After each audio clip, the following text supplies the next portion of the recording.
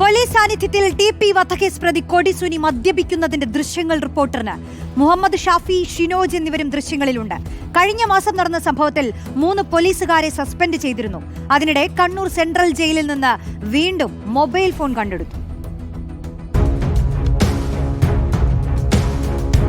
പോലീസുകാരുടെ കൺമുന്നിൽ വച്ചാണ് കൊടിസുനിയുടെ മദ്യപാനം. കൂട്ടിന് മുഹമ്മദ് ഷാഫിയും ഷിനോജും. കാറിനകത്ത് നിന്ന് മദ്യക്കുപ്പി പുറത്തേക്കെടുക്കുന്നതും തൊട്ടടുത്തുള്ള ഹോട്ടലിൽ നിന്ന് ടച്ചിങ്സ് കൊണ്ടുവരുന്നതും ദൃശ്യങ്ങളിൽ കാണാം.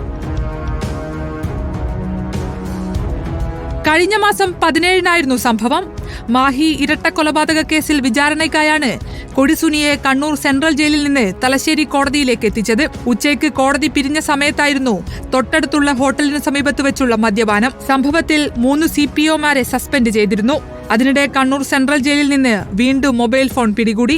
പതിവ് പരിശോധന നടത്തുന്നതിനിടെ 1-ാം ബ്ലോക്കിലെ 10-ാം സെല്ലിന് സമീപത്ത് കല്ലിനടിയിൽ ഒളിപ്പിച്ച നിലയിലാണ് ഫോൺ കണ്ടെത്തിയത്. പിന്നാലെ സൂപ്രണ്ട് നൽകിയ പരാതിയിൽ ടൗൺ പോലീസ് കേസെടുത്ത് അന്വേഷണം ആരംഭിച്ചു. റിപ്പോർട്ടർ, കണ്ണൂർ.